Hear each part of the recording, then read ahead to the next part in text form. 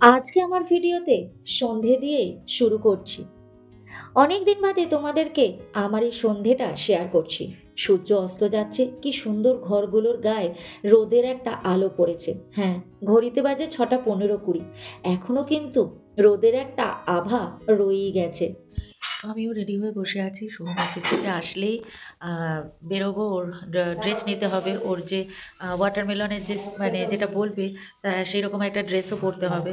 তো তার জন্যই আর কি আমরা যাচ্ছি। এখানে এক জায়গায় ড্রেস ভাড়া পাওয়া যায়, মানে রেন্টে আর কি ওরা দেয়। তো কত 500 টাকা করে নেয় রেন্টে, একদিনের জন্য, 24 ঘন্টার জন্য দেবে।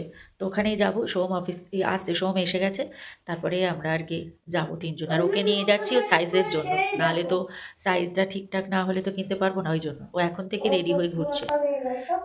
বাট সোহম এসে যাচ্ছে, সোহম কাছাকাছি চলেই এসছে। সোহম আসলেই আমরা বেরোবো। তো শ্রিয়ান তো হেলমেট আর জ্যাকেট পরে রেডি, কারণ ও ভাবছে ওর বাবা কখন ঢুকবে, তারপরেই বেরিয়ে পড়বে। ওই যে শ্রিয়ানের ড্রেসটা আনতে যাব। তো শ্রিহানের অ্যাকচুয়ালি স্কুলে দিয়েছে হিন্দি পাবলিক স্পিকিং, মানে পাবলিক স্পিকিংয়ে এবারে ল্যাঙ্গুয়েজ দিয়েছে হিন্দি। লাস্ট টাইমে দিয়েছিল ইংলিশে একটা স্টোরি বলতে হবে। তো এইবারে পাবলিক স্পিকিংয়ে দিয়েছে হিন্দি, হিন্দিতে দিয়েছে ফেভারিট ফ্রুটস, যে কোনো কেউ বলতে পারে।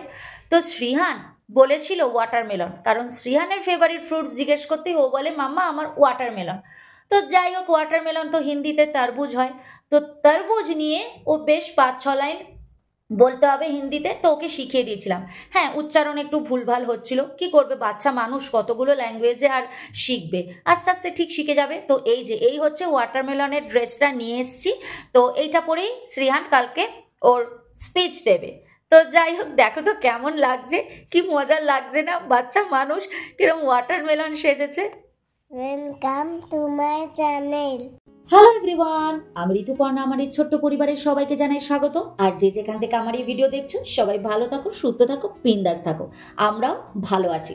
আজকের ব্লগটা শুরু করে দিয়েছি একদম সকালের কুয়াশা দিয়ে। হ্যাঁ, সকালবেলা উঠে দেখেই উফ কি সুন্দর কুয়াশা, তাই না? আর এই কুয়াশা দেখলে মনে পড়ে যায় যে এবারে শীত আসছে। হ্যাঁ, ঠান্ডাটা কিন্তু সকালবেলায় ভালোই পড়ে, আর সেই ঠান্ডাটা কিন্তু একদম শীতকালের ঠান্ডা।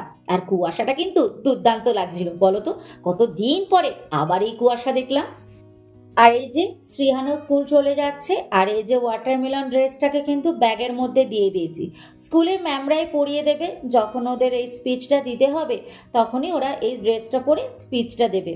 তো চলো শ্রিয়ানকে চটপট স্কুলে দিয়ে আসি, কারণ ঘরে সমস্ত কাজ পড়ে রয়েছে। তো সোহম অফিস চলে গেছে, শ্রিহানও স্কুল চলে গেছে, এবারে নিশ্চিন্ত, এবারে বাকি কাজগুলো করব।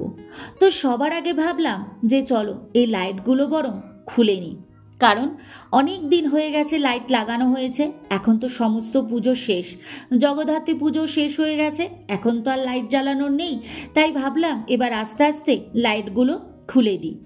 তখন বাবা ছিল যখন এই লাইটগুলো লাগানো হয়েছিল, বাবা লাগিয়ে দিয়েছিল লাইটগুলো। তো বাবা তো এখন চলে গেছে, তাই এবারে লাইট খোলার দায়িত্বটা আমার ঘাড়েই পড়েছে। হ্যাঁ, আমার ঘাড়ে পড়বে না তো কার ঘাড়ে পড়বে, যেহেতু ঘরটাও আমার, সংসারটাও আমার। যাই হোক, যখন বাবা ছিল তখন বাবা কিন্তু অনেকগুলো কাজ করে দিত, সেই দিকে আমার আর কোনো হেডেকই ছিল না। আর এখন কত কাজ আবার আমার মাথার উপরে চেপে বসেছে। যাই হোক, সংসারে কাজ তো করতেই হবে। আর সোহমকে বলি না, সারা দিন এত ব্যস্ত থাকে, এত কাজের প্রেশার থাকে। তোমরা জানোই যে প্রাইভেট কোম্পানিতে কিভাবে কাজের প্রেশার থাকে, তাই না? তো যেমন দেয় স্যালারি, ঠিক তত পরিমাণই রক্ত যেন একদম চুষে নেয় শরীর থেকে। তো যাই হোক, এখানে আমি লাইটগুলো খুলে নিলাম। ওকে আর বললাম না, কারণ ও প্রচণ্ড ক্লান্ত থাকে। সে সকাল থেকে রাত অবধি কাজ, তারপরে ঘরে এসেও যেন শান্তি থাকে না, ফাঁক পেলেই ল্যাপটপ নিয়ে বসে যেতে হয়। কি করবে, অফিসেও কাজ, ঘরেও কাজ, তাই ওকে আর বলি না। কিন্তু আমরা তো ঘরে থাকি, একটু হলেও তো একটু রেস্ট পাই আমরা, তাই না? তো যাই হোক, সেই কাজের ফাঁকে ফাঁকেই নয় এই এক্সট্রা কাজগুলো করে নেব, কারণ এগুলো তো আমাদের সংসারের এক্সট্রা কাজ, তাই না? তো আমি ভাবলাম যে ঠিক আছে, আজকের বরং এই কাজটা আমি করে নিই, অন্যদিন যে আরেকটা কাজ করব। তো এইভাবেই একটু প্ল্যান করে করে ঘরের এক্সট্রা কাজগুলো আমি করি, কারণ যেহেতু একা হাতে করতে হচ্ছে, এখন নয় মা আছে, কিছুদিন আছে, তারপর তো মাও চলে যাবে। তো এই জন্যই আমি সবসময় এক্সট্রা কাজগুলো না একদিনেই করতে চাই না, এক এক দিন এক একটা কাজ করি, যাতে আমারও শরীরের কষ্ট না হয়, আবার কাজও সময় মতো হয়ে যায়। তো এই যে লাইটগুলো কিন্তু একদম সুন্দর করে গুছিয়ে দড়ি দিয়ে বেঁধে রেখে দিলাম। তারপরে চলে এসেছি ব্রেকফাস্ট করতে। আজকে ব্রেকফাস্টে না ওই কি বলো তো, ওই যে গলা রুটি না নোনতা রুটি কি বলে না, ওই রকম করবো, একদম সফট রুটি। এর মধ্যে কি দিয়েছি বলো তো, আটা, আমরা তো ময়দা খাই না, আটা। তার মধ্যে দিয়ে দিয়েছি টমেটো, পেঁয়াজ, ধনেপাতা, কাঁচা লঙ্কা, চিলি ফ্লেক্স, অরিগ্যানো আর গোলমরিচের গুঁড়ো আর নুন। ব্যাস এই দিয়ে ভালো করে বানিয়ে নিয়েছি মিক্সচারটা। দেন দেখো অল্প তেল দিয়েছি, দিয়ে এইভাবে গোল করে করে ভেজে নিচ্ছি। কি করব বলো, সবসময় আর কত রকমের ব্রেকফাস্ট করব। তো ওদিকে ব্রেকফাস্ট করতে করতে এদিকে দেখো মিক্সড ডালটাকে সেদ্ধ করতে বসিয়ে দিলাম। আজকে রান্না করব মিক্সড ডাল। তো ভাবলাম শুধু শুধু যখন একদিকে যখন আমি করছি, বরং মিক্সড ডালটা করে রাখি। এইটা তাহলে আমার এগিয়ে থাকবে, মানে ডালটা সেদ্ধ থাকলে তাড়াতাড়ি রান্না বসিয়ে দিতে পারবো। তো ব্যাস সেরকম চিন্তা ভাবনা, তো সেই রকম বসিয়ে দিয়েছি। দিয়ে একদিকে দেখো আমি একে একে সমস্ত গলা রুটিগুলো করে নিচ্ছি। এটা কিন্তু খেতেও ভালো লাগে, আর তেল কিন্তু একদম অল্প লাগে। তোমরা অনেকেই করো আমি দেখি, তো আমিও মাঝে মাঝে যখন দেখি খাওয়ার কিছু পাই না, তখন ঠিক এরকম বানিয়ে নিই। তো আজকে আমি আর মাই খাবো। তো শ্রিয়ানকে তো স্কুল গেছে, শ্রিয়ান তো নেই। তো আর আমি আর মাই যেহেতু ঘরে আছি, তাই অল্প করে আমি আর মা একটু ব্রেকফাস্ট করে নেবো। মাঝে মাঝে একটু এরকম খেতেও ভালো লাগে, তাই না? আর মা চলে গেলে আর কি, তখন তো আর আমার একা কিছু খেতেই ইচ্ছা করে না। তো এই যে রেডি আমাদের ব্রেকফাস্ট। তো চলো আমি আর মা বসে পড়ি এবার ব্রেকফাস্ট করতে। তো মা আবার একটু ক্যামেরার সামনে খেতে একটু ইতস্তত বোধ করে, তাই মায়ের পোর্শনটাকে একটু কেটে দিয়েছি। আমাকে মেন ফোকাস করছি। কি ভালো লাগছে না, দুজনে বসে গল্প করছি আর খাচ্ছি, তাই না? কিছুদিন বাদে তো মাও বাড়ি চলে যাবে, তখন পুরোই একা, সবাই যে যার কাজে চলে যাবে, আবার আমি ঘরে একা তোমাদের সাথে গল্প করব আর কাজ করব। তখন তো মনে হয় আবার ব্রেকফাস্ট করতে ভুলেই যাব। ওই যে একা থাকলে যা হয়, ব্রেকফাস্ট করার কথা আর মনেই থাকে না। এখন তো ব্রেকফাস্ট তো হয়ে গেছে, এবার তো রান্না বান্নার পালা। তো রান্না তো এবার করতে হবে, ধাপে ধাপে সবই করতে হয়, তাই না? রান্নার পর্বটা যে কতক্ষণ চলে কি বলবো। তো চলো এবারে রান্নাটা বসাই। আজকে একটু মিক্সড ডাল করব আর মাছ হবে। মিক্সড ডালটা করবো অ্যাকচুয়ালি রাতের জন্য মিক্সড ডাল করব। আর হবে হচ্ছে আজকে ওই লাবড়ার তরকারি, সেই যে সব সবজি কিনে এনেছিলাম সেই সবজি দিয়েই আজকে লাবড়ার তরকারি হবে। তবে আমার তো লাবড়ার তরকারি না ভীষণ ভালো লাগে, আর আমার মা বানায়ও দারুণ। তো মা লাবড়া তরকারি বানাবে, আমি মিক্সড ডালটা বানাবো, যেটা রাতে খাবো, মানে আমরা সবাই রাতে খাবো। আর হচ্ছে মাছ হবে। তো চলো সবই পরপর দেখাচ্ছি। আগে মিক্সড ডালটা আমি করব, তারপরে মা তরকারি বসাবে। তো মিক্সড ডালটা করে নিই চলো, আমি তাড়াতাড়ি করলে মা তাহলে তাড়াতাড়ি রান্না বসাতে পারবে। তো চলে এসেছি আবার রান্নাঘরে, এবারে রান্না বসাতে হবে। এখানে একদিকে বসিয়ে দিচ্ছি মিক্সড ডাল, আর আরেক দিকে শ্রিয়ানের জন্য ডিম সেদ্ধ বসিয়ে দিলাম। এবারে রান্না স্টার্ট। তো মার তো প্রায় কলকাতা যাওয়ার সময় চলেই আসছে আস্তে আস্তে।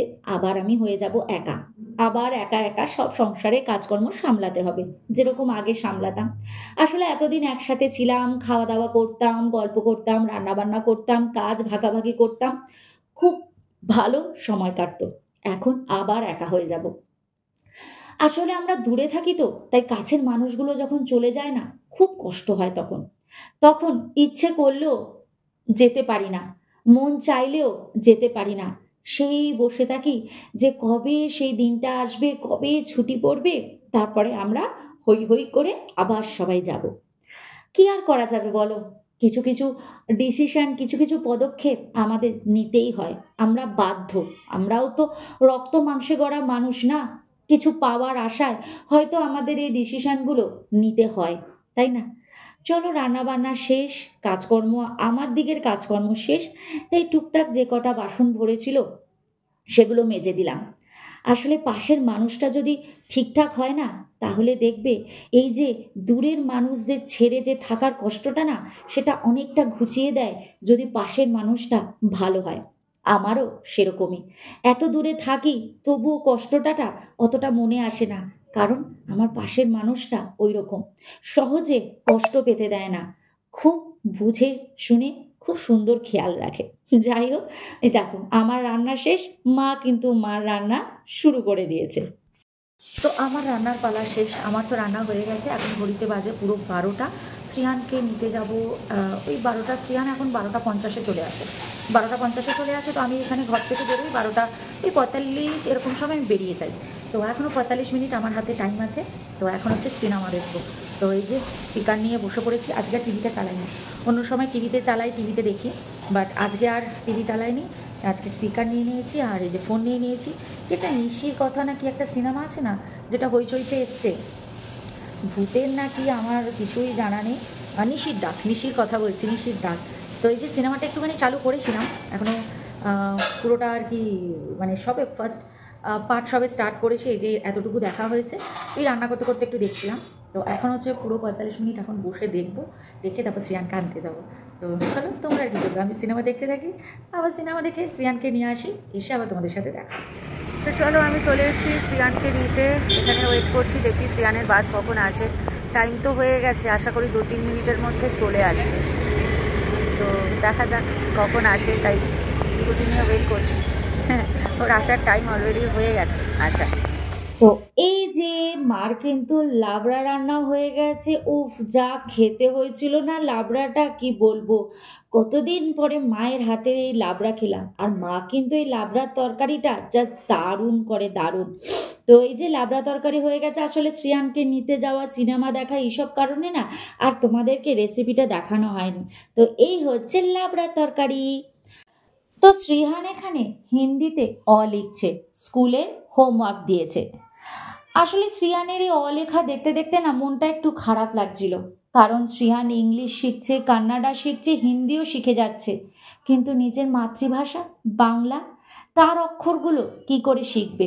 আমার খুব ইচ্ছা আছে শ্রিহানকে অন্তত অ আ ক খ এগুলো একটু চিনিয়ে রাখা। তাই তো ওয়েট করছি যে একটু ও বড় হোক, একটু বুঝের হোক, তখন শেখাবো। কারণ এখনই 3টে ল্যাঙ্গুয়েজ শিখছে, তার উপরে যদি আবার বাংলা শেখাই, সব গুলিয়ে ফেলবে বেচারা। তাই এখন ওকে চাপ দিচ্ছি না, তবে একটু বড় হলেই ওকে আমি অ আ ক খ এগুলো সব শিখিয়ে রাখবো। নিজের মাতৃভাষাকে তো চিনতে হবে, নিজের বাংলা অক্ষরগুলোকে তো চিনতে হবে, সেগুলো তো ভুলে গেলে হবে না। কারণ এখানে বাংলাটা ও ততটা স্ট্রং হবে না, কিন্তু তাই বলে অক্ষরগুলো না চিনলে হবে? তাই সেগুলো শেখানোর আশাতেই বসে আছি। আজকের ভিডিওটা এখানেই শেষ করছি। আজকের ভিডিওটা কিরকম লাগলো অবশ্যই কিন্তু লাইক কমেন্টের মাধ্যমে জানিও। আবার দেখা হচ্ছে তোমাদের সাথে নেক্সট ভিডিওতে। ততক্ষণের জন্য বাই। সবাই ভালো থাকো, সুস্থ থাকো, বিন্দাস থাকো। চলো, tata. Thank you. Please subscribe.